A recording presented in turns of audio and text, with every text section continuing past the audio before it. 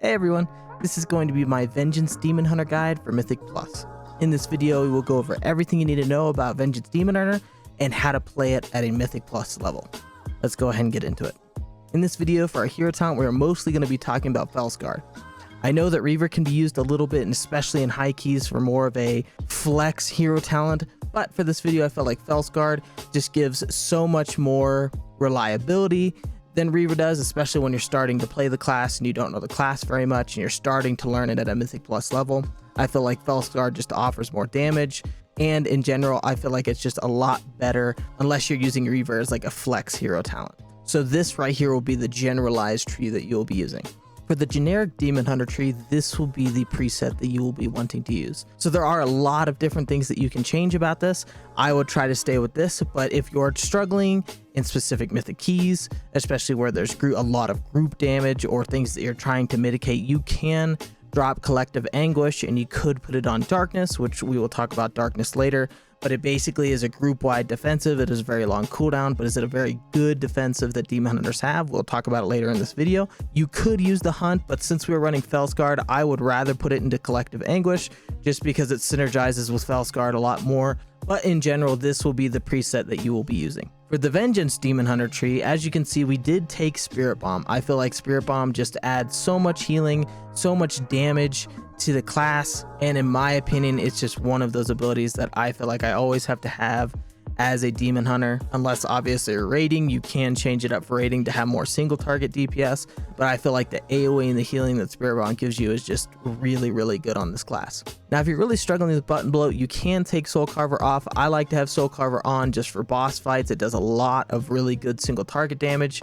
and it gives a lot of soul fragments for you, but you can take this off and either put it in Calcified Spikes, or you could put it in Feast of Souls for extra additional healing from your Soul Cleave for boss fights, or you could put it into Ruinous Bulwark, which Fell Devastation heals you for an additional 10%, and 100% of its healing is converted into an Absorption Shield. So if you're taking really big hits in packs or pools, you can put it in these, but I like to have it in Soul Carver just for that extra bonus damage. Let's go ahead and talk about stat prioritization. Obviously, item level above all else, but the two stats that I want you to prioritize is number one, haste, and the second is versatility. Let's go ahead and talk about our UI a little bit as a Demon Hunter. The main things that we need to monitor are our soul fragments, which we have 2, our demon spikes timer, and our fury.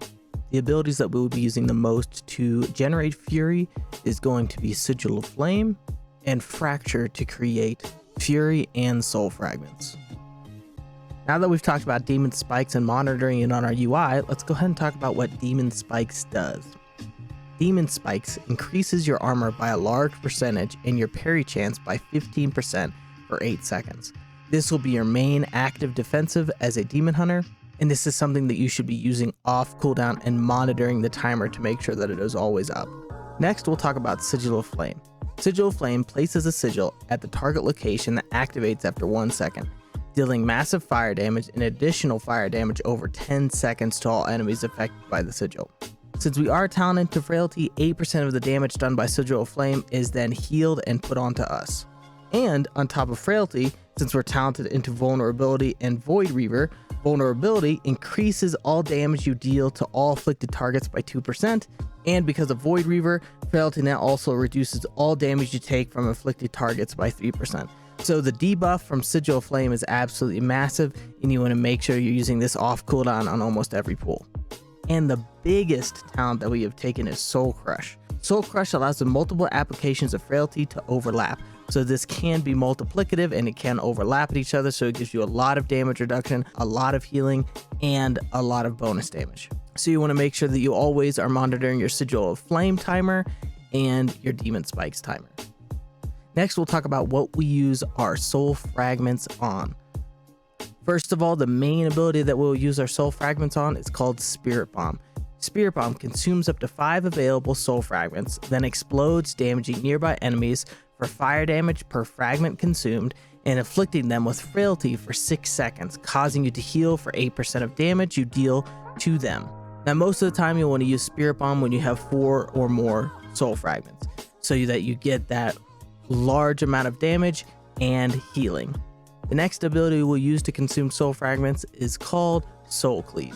Soul Cleave viciously strikes up to 5 enemies in front of you for physical damage and heals yourself for a percent of that damage. It consumes up to 2 available soul fragments and heals you for an additional percentage for each soul fragment consumed. So both of these abilities you want to use Spirit Bomb if you have 4 or more, or Soul Cleave if you have 2 or more. Spirit Bomb is more AoE oriented, whereas Soul Cleave is more single target oriented. Let's go ahead and talk about our cooldowns and utility abilities for a little bit. The first cooldown that we're going to talk about is Metamorphosis. Metamorphosis transforms you into a demon form for 15 seconds, increasing your current and maximum health by 40% and your armor by 200%.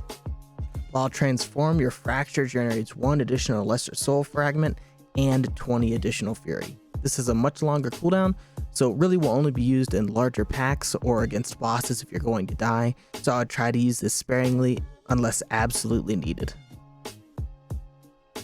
The next one we'll talk about is Fell Devastation.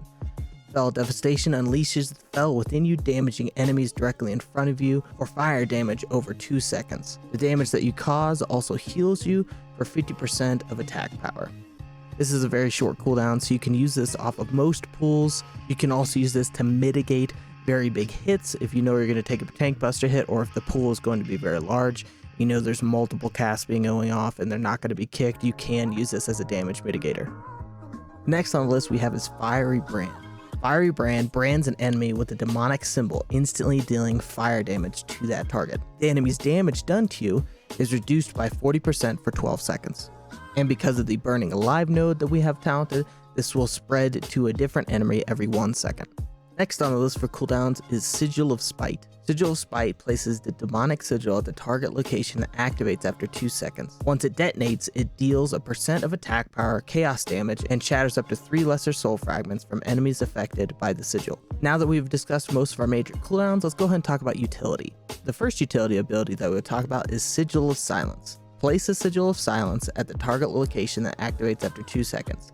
It silences all enemies affected by the sigil for 4 seconds, so you can use this as a kick.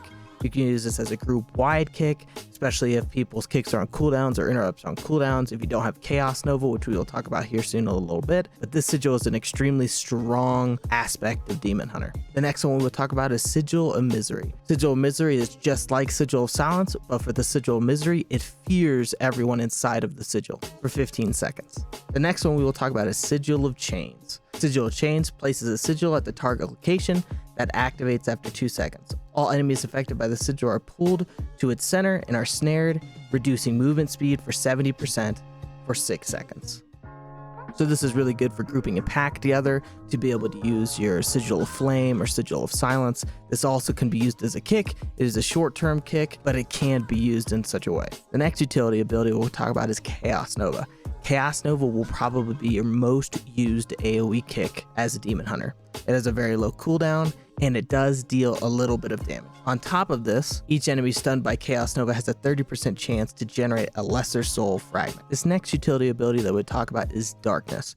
This is mostly a party-wide defensive, so when casting Darkness, summons darkness around you in an 8-yard radius, granting friendly targets a 15% chance to avoid all damage from an attack, and it lasts for 8 seconds. And its chance to avoid damage is increased by 100% when not in a raid.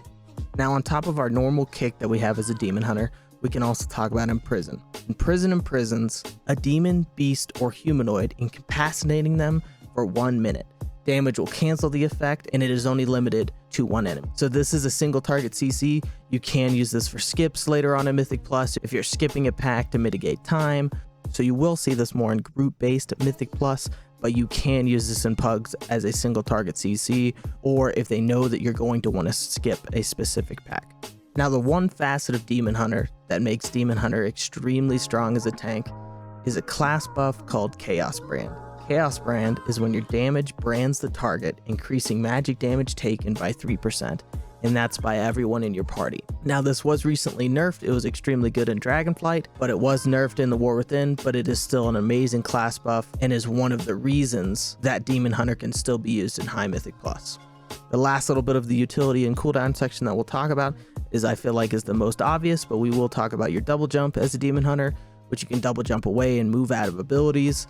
your Infernal Strikes, which can leap and do damage, but also you can jump out of abilities or jump and pull packs. This class is extremely mobile, and in my opinion is one of the highest mobility tanks in World of Warcraft. Let's go ahead and talk about our general opener as a Vengeance Demon Hunter. First off, we're going to want to apply a Sigil of Flame for the damage debuff and the dot damage. Then we will want to use Demon Spikes or a larger defensive CD if needed for that initial pull. Then we will want to use Immolation Aura for fire damage, soul frags, and damage reduction. After that, we will want to use Soul Cleave to spend Fury, heal, and for more damage reduction. Then if needed, we will use Fracture if Fury and Souls are not capped. Same thing goes for Feltblade if Fury is not capped. And then finally, we will want to use Spirit Bomb at 4+ souls for the healing and AoE damage. Obviously, this rotation will change depending on the key that you are doing, but this is a general opener for how to use Vengeance Demon Hunter for the specific talent tree that we are using. For as example, if you didn't have Spirit Bomb talented, you wouldn't be using Spirit Bomb, you would be using more Soul Cleave, and in general, you would want to be weaving utility abilities like Sigil of Silence or Sigil of Misery in between all of these abilities if needed.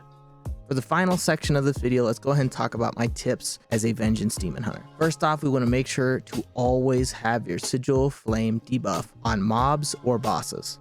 This just gives you so much damage reduction, it generates so much fury, it increases your damage output, and it is one of the main abilities that you should be using to survive as a Demon Hunter. Next, the obvious tip that I always make in the majority of my tank videos is never overcap your resource. In this instance, never overcap your soul frags and never overcap your fury. If you are, you should be using Spirit Bomb or you should be using Soul Cleave. You should make sure that you're always having those abilities off cooldown to where if you have 4+ soul frags, use Spirit Bomb, and just make sure that you are never overcapping your soul frags or your fury. The third tip I have for you is to always keep your demon spikes up. It is your main defensive as a demon hunter. It gives you 15% parry chance, massive amounts of armor, and it will help you survive big pools. So a general rule of thumb is to always have it up. You have 2 charges. The charges are set relatively quickly, so you should be able to use 1 charge on every pool. The last tip I have for you is what a lot of Vengeance Demon Hunters make a mistake of, is not using your Immolation Aura off CD. This gives you so much damage, it generates soul fragments, it's just one of your best damaging abilities, so you want to make sure this is always off cooldown. And make sure you are monitoring this ability. And that's all I really have for you guys. If you guys enjoyed this video, make sure you sub to the YouTube, follow me on TikTok and Instagram, and also I stream on Twitch, so if you want to watch me live playing these tanks, you can follow me on Twitch and watch my streams there. Thanks for watching the video, and I'll see you guys in the next one.